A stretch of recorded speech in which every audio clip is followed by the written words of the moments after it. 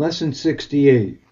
Relationship of Traumatic Experiences and Bhakti. Question. 4 years ago, my brother and I were in a car crash. I survived and he didn't. After that, my life was hell, filled with grief, guilt, anger, and despair. Then something happened. I just couldn't take it anymore. I longed for an answer, and something let go inside me.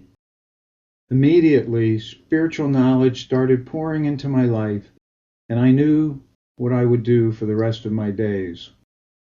Your lesson on Bhakti rings true with me, though my experience with it has not been gradual. It came suddenly out of my traumatized state, and my emotional state continues to move me forward rapidly. What are your thoughts on this? Answer. Traumatic experiences can often lead us to an awakening. While the sudden loss of a loved one can never be fully rectified by anything, if we are able to open, the process of bhakti will certainly try.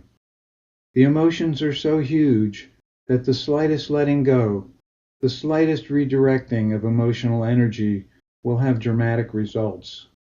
None of us would volunteer for such a mission, but in life it happens. When trauma happens, whether it is the loss of a loved one, a loss of health, or other serious dislocation in life, a cycle of grief will occur. It begins with disbelief, then can go into denial, then anger, and then down a long emotional slope into despair. For most of us, there's little control while this is happening. Then, at some point, there comes a letting go. It can be months later, years later, or decades later. Maybe a letting go doesn't happen at all for some. Everyone is different. When it does happen, this is a crucial point in the process. Crucial in the sense that emotionally we may gravitate back to some semblance of the way things were before the trauma. It is normal to try for that. Or we may let go into a divine space, as you have done. That point in the grieving process is a kind of crossroad.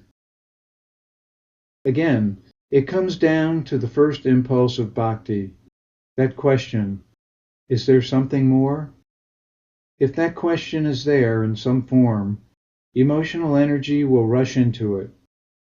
That question is a letting go, and the beginning of the manifestation of our Ishta inside, our highest ideal. It is also the beginning of the manifestation of the Guru, and responses are stimulated in our outer environment by it.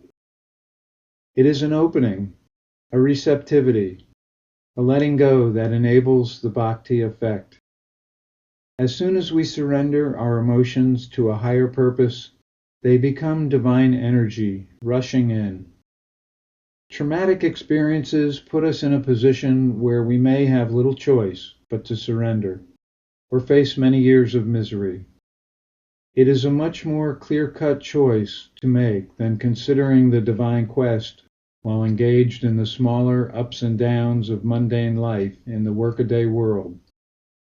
The truth is, every emotion is an opportunity for bhakti, the very small ones, the very big ones, and every emotion in between. The emotions will be there. The letting go may or may not be there. That is up to us. It is we who choose.